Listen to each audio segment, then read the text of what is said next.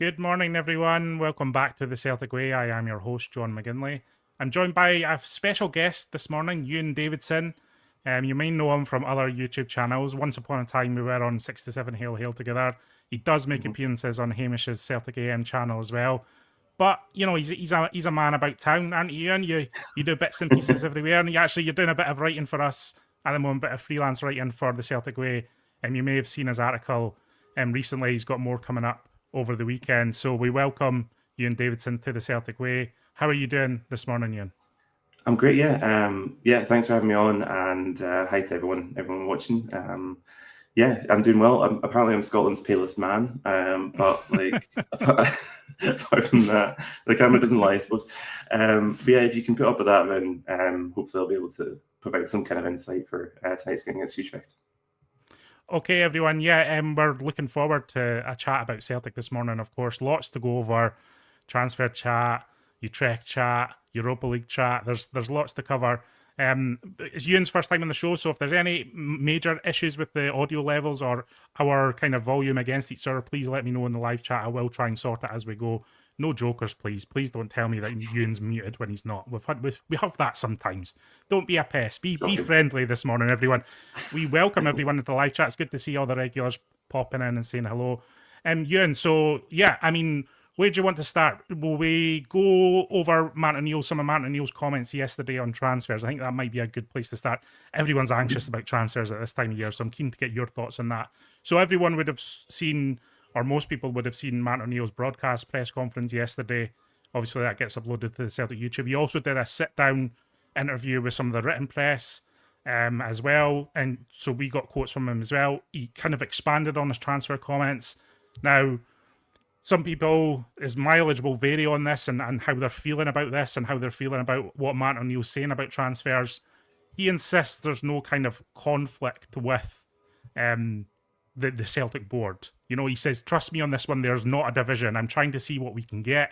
Some of the players that we thought were set up as things that we could do haven't, for one reason or another, materialised. I can get some people in.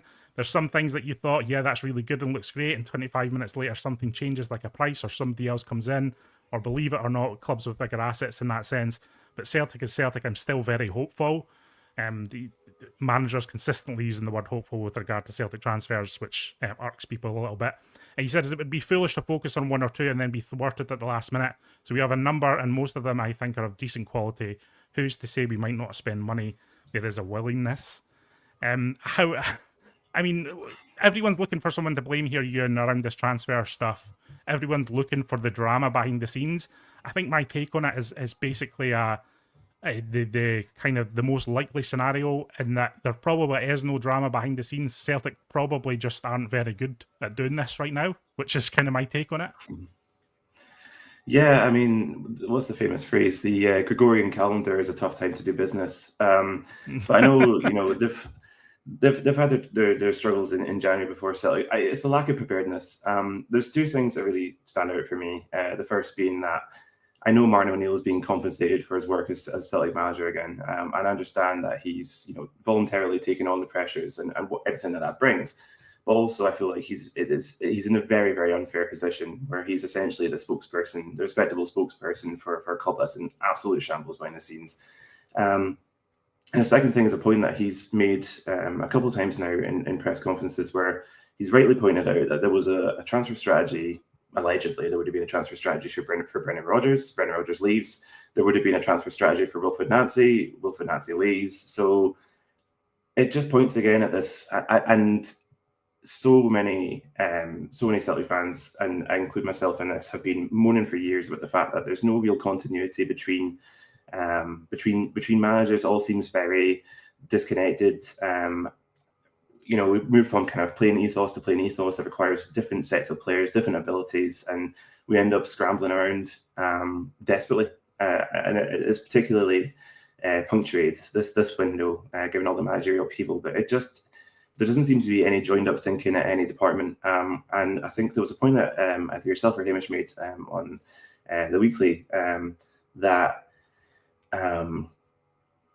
Yeah, it completely escaped me now. But yes, it's there was a really, really good point made in terms of there's no kind of strategy, and there's nothing that Celtic fans can hold their hat on to really in terms of like, can we trust this club to bring in the players that we need? The evidence suggests that no, time and time again. What do you make of this idea that some fans have seen from certain sections online of kind of Martin O'Neill covering for the board's failings here? I don't quite think that's what he's doing to me. I think that's maybe a harsh description of what he's saying. I think from his perspective, he feels like the club are working towards things. And I guess we've to wait and see what players come in. I don't think he's trying to cover for the board. I think he gets on well with the people behind the scenes at Celtic, and that's fair. I just think, and he's not going to come out and say this, I just think Celtic just aren't well equipped to get deals done at this point. I think they've burned a lot of bridges with regard to agents and other clubs, and I think this is all a factor in it. I think there is an effort. I don't think, what I'm trying to say is, I don't think Celtic are deliberately trying to stall and stop Martin O'Neill from signing players. I don't think that's what's happening. No, I think, there's I guess there's part of the psyche that would determine that it's easier to have, it's easier to be vitriolic and to say that, there's some kind of bad faith actors working in the background. I just think it's incompetence. I think beyond Martin O'Neill, I just think it's confusion and incompetence and shrugging. And Martin O'Neill's a very, very clever man. I don't think he would hitch his wagon to a board that was this unpopular unless he thought there was genuinely something that Celtic fans could get out of it, that he could, win a silverware and he could save the season. I don't think he certainly wouldn't, blindly walk into a situation where he knows he could be a scapegoat for a board that have failed previous managers. I just don't buy it. I've seen a little bit of criticism coming his way, and I don't necessarily think. I think that's misdirected. I think it remains the reason I think the reason I think there is criticism is because, again, he's left as the only real person able to speak on this, because Celtic treat their manager as this spokesperson as well as a football coach and manager, etc. So I guess I understand that when someone's saying the same things again and again, you don't really see the players coming through the door. I can understand why that would be a frustration, but I think everyone needs to keep in mind none of this, for me anyway. Other people might disagree, but for me, none of this is Martin O'Neill's fault at all. No. That's very much a shooting the messenger scenario, I think. And it's unfortunate. And I know, he's volunteered himself into that position, but also, we need to be careful how we treat club legends like that, I think. But again, maybe it's because I came of age at that amazing time when Martin O'Neill took over, and kind of, I've got such kind of nostalgia attached to him that maybe, I'm not being objective here and I'm giving a bit of an easy pass, but I don't think that's the case. I certainly don't think he's to blame for anything that's going on transfer-wise. So in terms of incomings, again, there's not really been any fresh names in the last couple of days, everyone. In fact, the main kind of transfer nugget that we had yesterday on the Celtic Way was that Celtic had rejected a loan offer from Denmark for Paulo Bernardo. So someone came in to try and take Paulo Bernardo for the rest of the season. Celtic said no. There is also interest in Rio Hatate from clubs in England and overseas as well. So there are teams kind of buzzing about Celtic's players, but look, I can't see Celtic letting anyone go without a proper replacement coming in, like in the door before they kind of sign off on an exit, because we've been down this road before. I mean, you even just need to look back to the summer window when they let Adam Ida go and then they were scrambling their back pocket for a phone number for Kelechi Iheanacho. Like they can't do that again. So I would expect them to rebuff all interest in all players at the moment, despite, I don't think Rio Hatate's really got that long left at Celtic in reality, and Paulo Bernardo's very much on the fringes. So they are candidates to leave Celtic over the next 6 months or so, but a few days before the end of a transfer window, I don't think anyone can leave the squad at the moment. No, I think you're absolutely right. Paulo Bernardo is a particularly frustrating case in point of, he was a really clever signing, I thought. And he's one of these interesting ones where there's sort of a mythology kind of built up around him because he's not been playing, that he seems to be he's maybe perceived to be a bit better than he is. I think he's a good player. I think there is a player there. But ultimately he can't really, he can't improve unless he gets more minutes. So it's kind of a kind of self-perpetuating scenario of Bernardo. He gets these brief cameos, and you think, well, there's potential. But Rio Hatate, I've adored watching Rio Hatate at Celtic, but definitely the last season or so, it does seem to be the case that is maybe his head's elsewhere. He just hasn't been the same player that we saw in the first couple of seasons. And the sad fact of that is that we could have really used his creativity, his engine. If there was a season for him to be at top form, it would be this one. Because he has, when we've seen him at his best, he has the creativity, he has the passing range, he has the intelligence, the ability to read the game that that has unlocked both Scottish and European defenses before. So if you needed a player to be on form, it'd be him. But he just hasn't shown it. But yeah, to your point, it's it'd be ludicrous to kind of march people out the door before we get anything covered in, especially that I know, and we're pretty well stocked in central midfield, but again, like, we're a couple of injuries away from being threadbare and putting in players who maybe don't work together, and it's a bit, as you say, I've taken about a minute and a half to just agree with you there, John. No departures unless we've got quality coming in the other way. Charlie McGarvey saying from Facebook, funny how Dermot Desmond has gone quiet again. No one is blaming Martin O'Neill, same as no one should have blamed Rodgers, Lennon, Ange or Ronnie when they told the fans the truth about the board. I mean, there are consistent messages, there's consistent little nuggets from Celtic managers over the years that literally they all sound the same as each other. So again, I think the majority understand that. I've just, like yourself, Euan, I've seen grumbling in sections of the online Celtic sport, but I guess nothing new there, I suppose. One of the players Celtic have been linked with of late is the Bodo Glimt forward Casper Ho. He scored again last night. He scored to send Bodo Glimt through to the knockout stages of the Champions League away to Atletico Madrid. Scored their winning goal. I've got a Celtic Way exclusive here. It's Michael Nicholson's Google search as Casper Ho's goal went in Madrid. I will pay in 72 instalments. I also joked on Twitter they'll be looking up the Celtic Klarna account to try and get a good deal on Casper Ho. Listen, I don't think the Casper Ho stuff was ever really that realistic, personally. I could be massively shocked, Euan, in the final days of the window, but a player of £7 million or so, that's kind of what the chat is that it would take to sign him. Norwich City very much in the hunt for him. Look to have probably won the race, but there's multiple teams in for him. I can't see Celtic spending that kind of money in this window. Martin O'Neill says it's not impossible that they're going to spend money, but it'd be a significant investment on a player that a new manager in 6 months might not fancy. And I know I kind of said that in the weekly show. People dug me up in the comments for that. I think that it's Martin O'Neill who's communicated it as much as anyone, that is, he doesn't want the club to invest too much on massive signings in the event that obviously he's probably away at the end of the year. Yeah, I mean, as Ross Desmond really articulately pointed out, we can't compete with European teams that have much smaller budgets, play in the Arctic Circle, and most European fans didn't really know much about it until about 5 years ago. So that's one thing. We aspire to these really, really well-run clubs like Bodo Glimt, and really well-run clubs don't tend to sell their best players when they're on the cusp of progressing in the Champions League. So I don't know how much I bought it.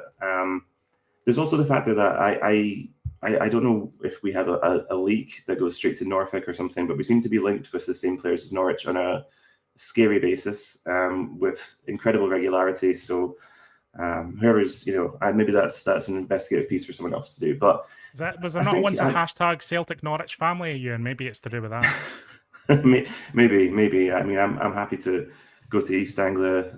I'm happy to go to Norwich, and do some digging around. Speak to Alan Partridge. And a more serious point, though, to go all Frank Lampard on you. Yeah, I think actually, from a PR perspective, I don't think it'll happen, but I think if the board did spend £6 or £7 million on one player, I don't think it would stave off any protests, that's for sure. But I think it's the exact kind of gesture that Celtic can A, afford, and B, the board probably need to stump up that kind of cash. The difficulty is that we've seen when players are signed for big money, like Arne Engels, there's a lot of additional pressure attached to them. And you do wonder if every player can handle that, if a fan base is demanding, and for good reason, as ours. But do you see us spending that much in this window, given what's happened so far? I certainly don't.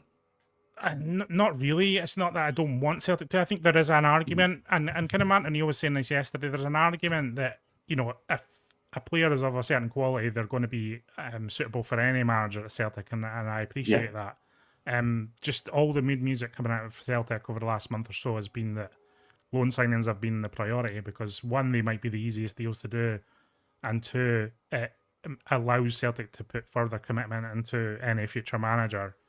So I get the understanding that loans might be the way forward. I agree with you, though, if the quality's there and a deal's to be done, I don't think it's outrageous money for a player of Casper Rowe, the way he's scoring goals this season at the level he's scoring goals. So I don't think it's outrageous. But I'm not feeling it. I'm not sensing the club are prepared enough to kind of put a deal of that ilk together at this moment, unfortunately. That's just me. But listen, there's also a chance that he now stays at Bodo Glimt because they're now into the knockouts of the Champions League. They've not gone out.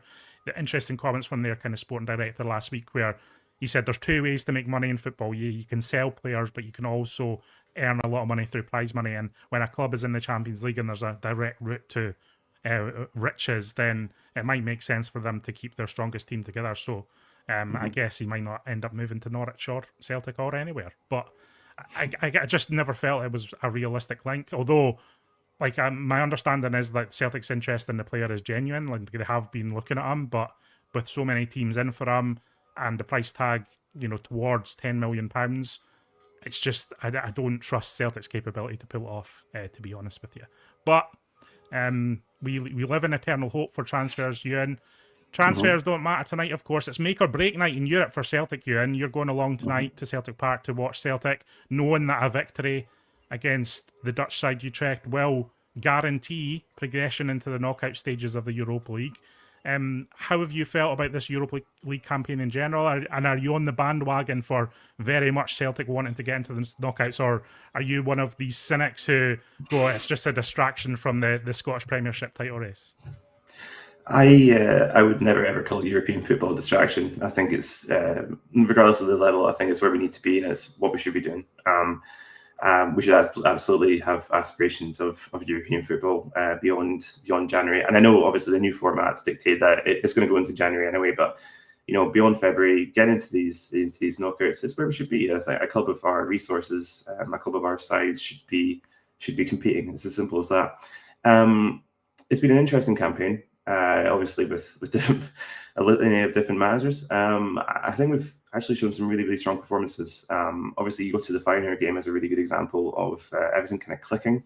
It was a good, it was a great omen for Euan, who has really, really improved. He started to really improve around that time, and that was maybe his sort of kind of his moment of becoming a player you can take seriously, as opposed to kind of cursing when he gets subbed on.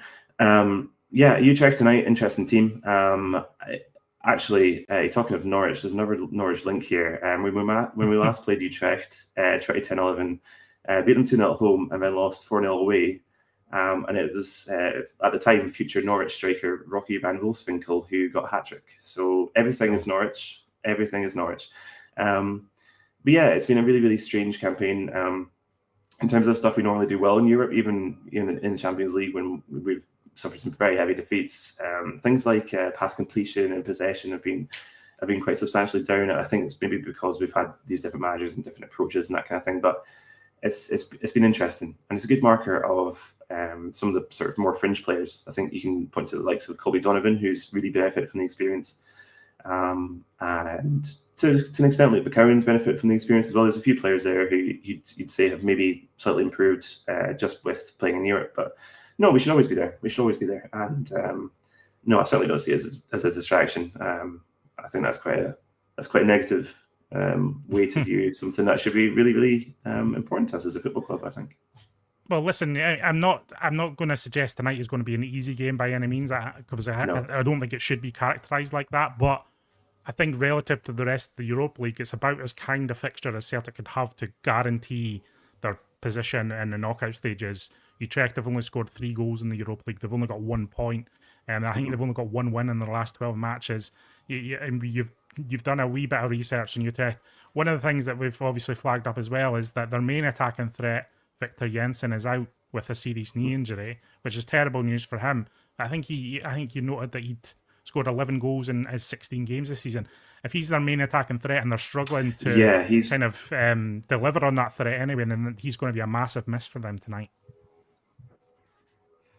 Yeah, as you say, 11 goals in 16 games in all appearances. Their second biggest. I mean, if you want to talk about some of Utrecht's key men, they're probably their second biggest threat after Jensen. He's a quality player, and he's been in and around the sort of the fringes of the Denmark squad. We need to look at Sofiane El Karouani, who's probably their second most productive player. He's racked up 15 assists this season, including 4 in Europa League qualifying, if you want to include those, and I personally do. You have to get into the competition after all. But there's a sort of interesting subplot because his contract is out in the summer, and he's already there's been a lot of interest from clubs like Marseille, West Ham, Bayer Leverkusen, Ajax, and Porto are all rumored to be linked. So there's really, really intense interest in him. And with him being in the shop window, this will either be a game where he's on the cusp of a move and he misses out, or he's really, really putting himself front and center, big stage at Celtic Park. So, with Jensen out, I would say he's the biggest threat. He's actually predominantly their left back, and I suppose we'll get into kind of how Utrecht play, but really interesting player. Definitely one to watch. But yeah, it's really, really good news that Jensen's out from a Celtic perspective. It's also worth pointing out Sebastian Haller. He hasn't necessarily been most prolific this season, but a big striker who could do damage against Celtic. He won't be playing tonight either, I believe. They're also missing David Min, who is an important defender for them. And I did practice this surname before we went on. Micah Doijen, he was taken off in their loss to Sparta Rotterdam. So they're missing a few key players. Yeah, and you noted that they tried to play with a possession style in a kind of familiar way that people would understand in this kind of 4-2-3-1, slipping into a 4-3-3, but can defend with just kind of one forward as well. So it'd be a familiar setup, I think, in terms of what Celtic fans are used to in a team. And I guess, we're talking about their attacking woes, but, Celtic's attacking woes in the Europa League have been pretty evident as well in the Premiership too, and a lot of build-up play but no kind of final output. That's been the story of Celtic season. So it might be a clash of the Titans in that regard against Utrecht. Both teams seem to be going through similar problems. We know a victory guarantees progression. I saw, you see these probability websites, they've popped up over the last couple of years where they kind of predict what kind of points total will get you through to the next stage. There's a suggestion that a point might be enough tonight. Now, I'm not saying Celtic should play for a point, and I know the results would have to go in Celtic's ways elsewhere as well. But I think as long as Celtic don't lose tonight as well, I think there's a chance that Celtic can progress even with a draw. So that's something to keep in mind in the 80th minute when it's 0-0, which might be the most likely outcome of the night's proceedings. Yeah.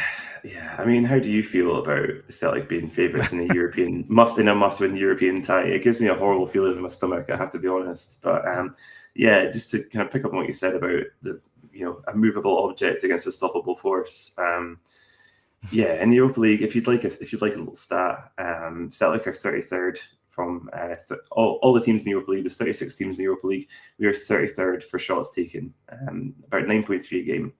And we've scored 9 goals across the whole piece, and we're also kind of sort of middling for 14th in possession, 16th for pass success. We're just, it's been a strange campaign, but at this moment, it seems like to me I would characterize Celtic as a middle of the road, kind of just below average Europa League team. That's where Celtic are right now, isn't it? Yes, it is. We need to. I mean, Utrecht. Obviously, they're in terrible form, and we're at home, and objectively, so much points to the fact that Celtic will win this. But there are a couple of concerns. We faced again, going back to the stats here. I think it's just what happens when you get prescribed glasses. You get really into football stats. Only go-ahead Eagles have faced more shots in the Europa League this season, and against Bologna we faced 36 shots. Now Utrecht have a habit of they get a lot of shots away in their games, and it's worse. I did a bit of digging into their last few games, all defeats, but they get a heck of a lot of shots away, and they create a lot of opportunities. And it's a little bit like us in the sense that they just need a really prolific striker because they probably would win a lot more games. And they're again a wee bit like us in terms of just quite hard to get a handle on. Some real glaring issues, some strengths that would be that would pay off with better personnel. But yeah, just quite a strange team. We can't afford to underrate them or expect a walkover, because it might not seem like they have a lot to play for at this stage, but I mean, they've got a manager who's desperate to turn around their form. Yeah, I mean, DQ makes a good point here. If you're focusing on Martin O'Neill, there's been 3 goals and 6 goals scored. So Martin O'Neill's done all right in the Europa League this year. We know Martin O'Neill was very adept at guiding Celtic through European fixtures as well. So, listen, I'm not going into tonight feeling...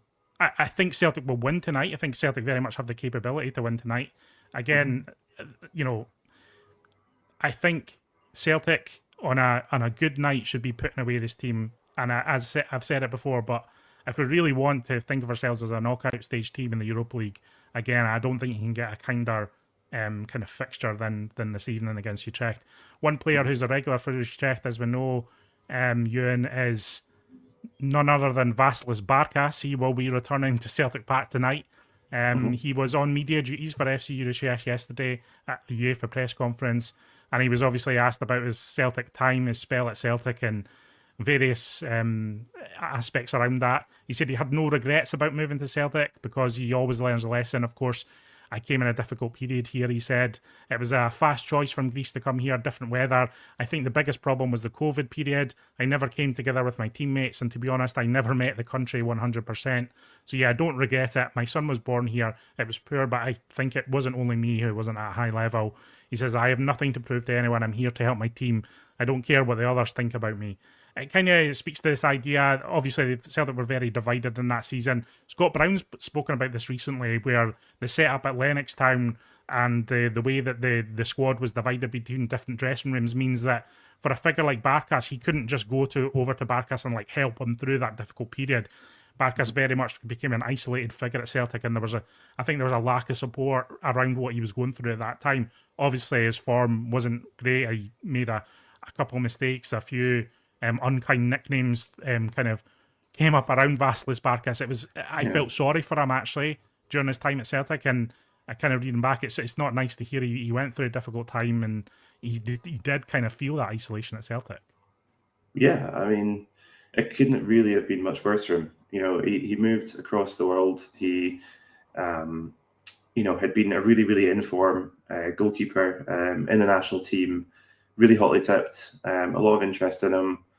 Celtic obviously managed to get his signature, and there was a lot of reason to believe that he would be the number one for a few years. There was nothing to suggest that he wouldn't be, but a long time he was separated from his family, obviously during the pandemic. And yeah, I think I've heard the same Scott Brown comments as you, in terms of it's you wonder what other teams did in terms of integrating signings during that period, because it just really seemed to him, and Shane Duffy in particular, just really, really seemed alienated from the rest of the squad, and they seemed to take it, the horrors of that season, they seemed to take it particularly hard. And yeah, it was a weird time, and I don't, there were some unkind nicknames, and I know Duffy had some difficulties as well in terms of stick that he got, but yeah, just really, really isolated period for them, and especially Barkas in a new country where he didn't necessarily speak English fluently, had a lot to prove. No fans at Celtic Park, just an intensely difficult environment for him. I don't care what your profession is. I think if you're thrust into that kind of environment where you're very, very isolated, you're away from your family, and you've got a whole new way to do your job, and you're trying to learn on the fly in what could be your third or fourth language, then I think you have to give a great deal of sympathy to him. And I obviously it was a horrible time for everyone, and maybe collectively, and I mean people, not just Celtic fans, are maybe a bit more critical at that time, because things were difficult, and you want an outlet of some kind. Getting annoyed at the football was definitely an outlet for me last season. But yeah, it was pretty horrible, and I hope certainly that the majority of Celtic fans wish him all the best in the rest of his career, and see that there were material reasons as to why it didn't work out. It wasn't any sort of personal feeling on his part, or an unwillingness on his part. Not tonight though, Euan. Not tonight. Not I mean, tonight. it would be typical. It would be typical if he has a world class goalkeeping display at Celtic Park tonight. That would just be typical of where this season has been going anyway. Just on the potential team tonight, I've thrown together this predicted 11 just based on who's available. Now you have to realise as well that new signings Thomas Ichvanchara and Julian Araujo are unavailable. They cannot be registered for the European squad yet, so I'm expecting Colby Donovan to come back in. I'm probably expecting Daiza Maeda to start through the middle. There is, of course, also no Rio Watati this season because he's suspended after his red card against Bologna last week. Kieran Tierney, he's something of a doubt, though. He was in training yesterday. Matt O'Neill says everyone is available. He took a kind of sore knock at the weekend, but he should be fine for this one. Marcelo Sarace has rejoined Celtic training, but tonight will be too soon for him to feature. So although he is, again, amongst the training group, don't expect to see him in the team this evening. Kelechi Iheanacho is available, but my suspicion is that he won't be turned to immediately because I think he was almost rushed back last time, Euan, and kind of picked up a hamstring injury straight away. I think they'll try to manage his minutes better, bring him in more gradually. So this is about the strongest 11. When you take all of that into account, I think this is probably the team you play tonight against Utrecht. Yeah, absolutely. I can't really argue with any of that. And I think you made a particularly interesting choice at right back with Colby Donovan. This will be a game that is about the flanks and it's about pace. And if you've seen any highlights of Utrecht recently, I believe it was against, I think it was Sparta Rotterdam or Volendam, I could be wrong. They conceded their first goal directly from a corner because the opposition are able to break at pace. Utrecht don't really have any numbers back. That's how we beat them tonight. And I know Daizen Maeda has been he's been almost unrecognisable from the player that we know. But yeah, the combination of him, Tinefti and Yang are going to have to be really, really at it. And their main threat comes from their flanks. So again, it'll be up to Colby Donovan and hopefully Kieran Tierney to push forward, try to absorb any pressure from them because the majority of their chances come from left back and right back. So yeah, I think those are the key areas. But yeah, in terms of your team selection, I can't argue with any of it. I think it's a really good opportunity for Arnie Engels to maybe try to answer to some of the criticism he's faced recently. I thought he was good against Bologna, but he really struggled at the weekend. But yeah, this could be one where deliveries are really important. Quick passes, clever passes up to Maeda, up to the wingers are really important. And Nygren, although he's not the paciest, I think definitely having him in that 10 role could really suit him. Obviously we know how prolific he can be at creating opportunities within the box, and that tends to be where Utrecht they concede a fair bit of ground, concede a fair bit of touches in the box. But yeah, again, like over the course of the season, 23% of the goals that Utrecht have conceded have come from counters. So having this kind of pacey team, it really benefits us tonight, and we've got to take advantage of both the atmosphere and the fact we're playing at home on a lovely big white pitch and make the most of Utrecht's weaknesses, which is primarily a lack of pace in the turn. Yeah, Sean McLaren making a decent point. Maybe rest Engels, played a lot of football against 10 men, as 10 men over the last week. A decent point. I mean, the only other option you'd really probably bring in Paulo Bernardo. That's my worry with this team tonight. So while I think this is probably Celtic's strongest 11 from the players available right now, I do worry that a lot of these players are kind of running on empty a little bit, and that's a serious concern. I mean, we know the squad depth's not quite there, and like Man O'Neill's turning to the same players again and again. So that's kind of my only issue with kind of tonight's team. But I think you kind of have to go with your strongest. Falkirk at home on Sunday. I don't think Falkirk are a joke at all. So again, it's just kind of double, triple, quadruple duty for all of these players at the moment. Yeah, obviously that's something that Callum McGregor will be more than used to, but he has certainly looked a bit tired in recent games, to say the very least. Yeah, it's a good point you make, but again, I think with the stakes, you have to start with your strongest 11, and I think that is the strongest 11 we have. I think having the option to bring on Bernardo later on and McCowan, I think those are both good options off the bench, and try to utilise the pace that we have. Annoyingly, obviously, Shin's gone, but he hasn't done a lot to suggest that he might have scored the winner tonight. But another pacey player that would have been quite useful to have on the bench. I'm interested to see what our bench actually looks like, because obviously with that UEFA B list with youngsters in it, I'm excited to see who kind of gets the opportunity from the B team. But yeah, I mean, it's a very, very good point. Engels, he's been playing against him in over the last week. He really has put a shift in. I think actually maybe to the detriment of how his performance is perceived, because there's less attacking opportunity, and that's where he thrives. But yeah, it's a big night for a lot of these players. Yeah, you are making a point. Engels struggles with fight. He's more used to a European style. He struggles with the physical side of the Scottish Premiership, which is probably something I would agree with. I think, I'm thinking. I mean, a lot of Annie Engels' best games have actually come when Celtic have played in European competition, which I don't know whether damns him or praises him to an extent, because we're waiting for him to kick on and show consistency in the Scottish Premiership. But he has come up with some decent European performances in the past.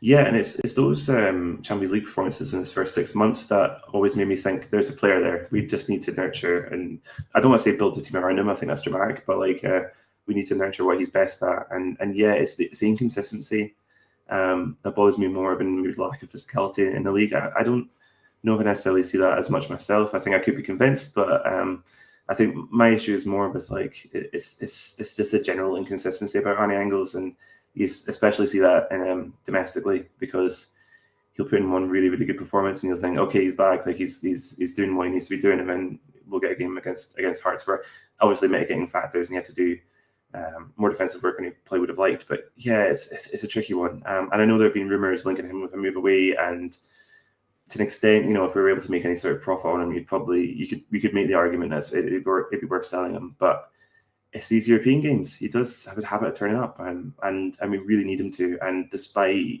the shift he's put in, he needs to be thinking quickly. He needs to be making quick passes, and he needs to make the most of those Maida's runs. Because we've seen that clip before on the European stage, and we really need it tonight. Just going back to transfers, Jim Stevenson digging me up. John, you say we need another striker. You don't want us to pay today's prices. Listen, it's not me. If it was up to me, I would sign an £8 million striker tomorrow. I'm trying to predict what Celtic are going to do in these final days of the windows, because part of the problem is expectations, isn't it? If you're expecting Celtic to go out and spend £15 million in these last, 3 or 4 days of the window, then you're going to be extra disappointed when it doesn't happen.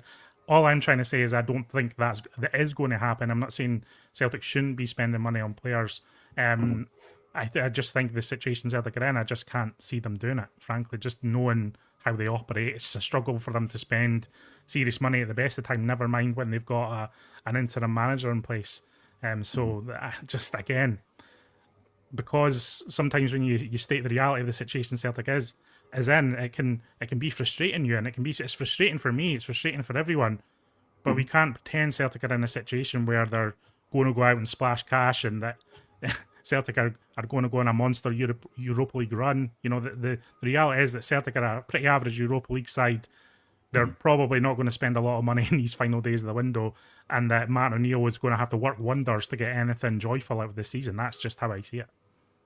Absolutely, yeah. And I wonder what holds the board back. There's a part of me that thinks that they saw what happened south of Clyde, and they never ever want that to be any kind of faint possibility. But I think what it's just the inability to build from a position of strength, because we've had seasons in the past where we've ended really strongly, we've had a good squad, but you just know there's 2 or 3 quality players that you need to add, and we could make that extra step in Europe, and they just never ever seem to do it. And you just sort of wonder what kind of the standards are in the boardroom. What represents a good season to them might not be necessarily what represents a good season to us. And that sounds daft on one level, but I do sort of wonder, as long as we're ahead, as long as we're winning league titles by no matter the distance, is that enough? Is that enough for them? I do wonder, because obviously the communication that fans get is minimal, and it's really, really hard to predict the personalities of our board, especially when Dermot Desmond's really quiet for the best part of 10 years, and then he comes out with that statement when Brendan Rodgers leaves. It's hard to know what the thinking is, but certainly I wouldn't predict any signings of £10 million or more. I'd love to be wrong. Yeah. Yeah, and listen, we're going to be doing a lot of shows over the next few days, and no one's going to be happier than me if Celtic start to show intent. Because I think I was arguing it for this time last year, because I was like, after the Bayern Munich game, I was thinking the summer's a really time to kick on and invest in this team, invest in Brendan Rodgers. Celtic are coming off their best goal scoring season in 54 years. Celtic can push on with Brendan Rodgers if he's given the squad refreshment that this team needs.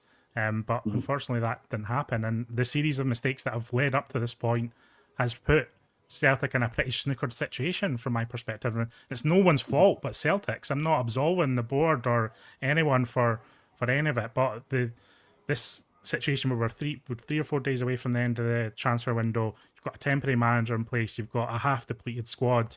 Again, I don't want to be a misery guts everyone, but it's not a good situation to be in. Euan's one of the most optimistic people that I know, and I'm even depressing him this morning. That's how bad I am. Well, no, you are, John, actually. No, I mean, I don't know what it says to the players as well, because, you've got players who played out of their skin last season and probably thought back then, I mean, Maida, I don't want to pretend I can read Maida's mind, but like, if you scored as many goals as him last season, you probably thought, oh, okay, maybe they'll bring someone in to maybe relieve a bit of pressure from me and, have a few more players around me who can create chances and all that kind of thing. And then nothing happens. In fact, we sell Ida. I wonder what it says, like, what it does to the mentality of the players that are at Celtic and have been at Celtic for a few years, because you just think, well, I'm kind of guaranteed a place here, but also the standards haven't really changed. So, it's difficult to, again, I'm no psychologist, but I wonder what the motivation is there and if that's changed, because if you see it, from the levels of bureaucracy above you, you see that there's no really tangible, there's no tangible ambition, there's no, and there's no competition within the squad, really. I just wonder what that does to you. I wonder what it does when you step onto the pitch, because I'll never know. I'm 34 now, and I think the chances of me becoming a professional footballer are becoming increasingly slim. So I'll never know, but it would be fascinating to find out. But who knows? The day I felt old, Euan, was the day that I could put in my real age on Football Manager and no longer had to age myself up. That's the day I felt old. So I'm way ahead of you on the feeling old stakes. No, it's tough, isn't it? It's tough. And yeah, the fact that Sean Maloney is like a proper, like, he's a guy in his 40s now is like terrifying to me, because I remember him being a wee guy and like in a shirt that was far too big for him playing for Celtic, and it just, this is becoming a very, very different show though. So I'll maybe not make any more complaints about age. Someone saying, not there. Wrong comment. Be positive, Euan. You can do it. Not when he's on with me, he can't. I won't have any of it. I won't have any of this positivity. In all seriousness, the positivity today is I think Celtic can beat Utrecht tonight, and I think they will beat Utrecht tonight. And that's my positivity for the day, Euan. Yes, absolutely. Yes. As long as we've done our homework, and I feel like Sean Maloney and Mark Fotheringham would definitely have done their homework, and I know Mark and Neil have been watching games. There were very, very obvious weak points, and there are very, very clear ways in which we can stop Utrecht from doing anything. They haven't been scoring. They've created loads of opportunities and had lots of shots, but they haven't scored any goals. We need Kasper Schmeichel playing well. We need our fullbacks covering as high up the pitch as possible. We need to take advantage of the fact that they're slow in the turn, and we need to take advantage of their form. And, people say football is a simple game, and especially when I reel off a list of things like that, it does sound incredibly easy. So let's see what happens.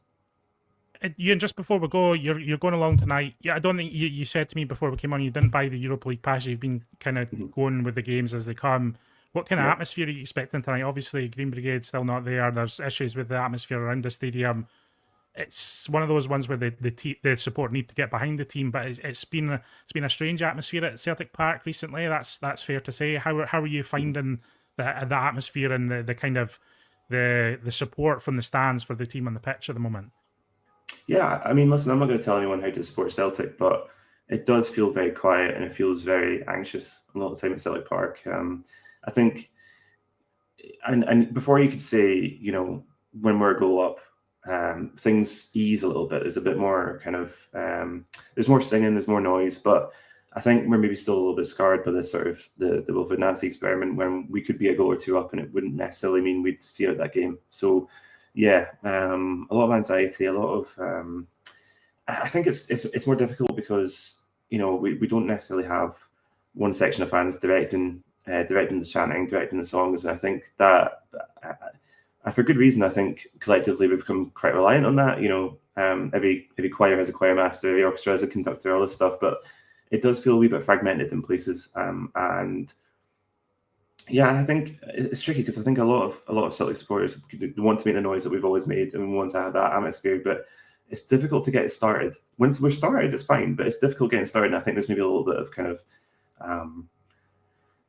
a bit of reticence to kind of get some of the songs going. But European nights are different. I think given the stakes, and given the backing that Martin O'Neill has, hopefully it'll be different, and hopefully there'll be a really, really good atmosphere tonight. I honestly can't tell, and I wish I could be more committal and give you an informed opinion and say yes, no, it will be fantastic tonight. But I can just hope, and I do think there's enough at stake here that there will be that bite, and hopefully we can make it difficult for Utrecht.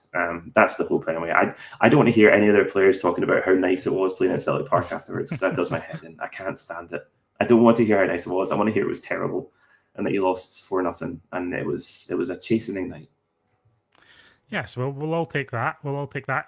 Thanks, everyone, joining us in the live chat. Thanks, Euan, for joining us today.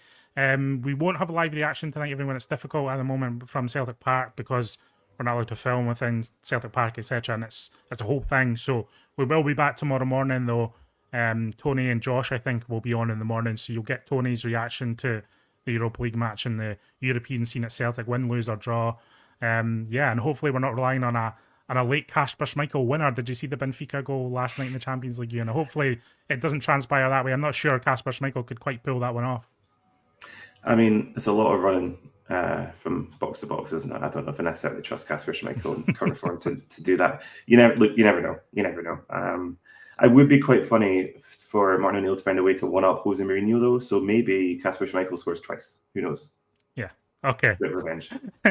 Okay, everyone. Thanks very much for joining us today. Leave us your comments below on what you thought of today's show and kind of how you see Celtic at the moment and how you think tonight will go. I think Celtic will get a victory tonight, and that's what we're all hoping for. We'll be back in the morning next time on the Celtic Way.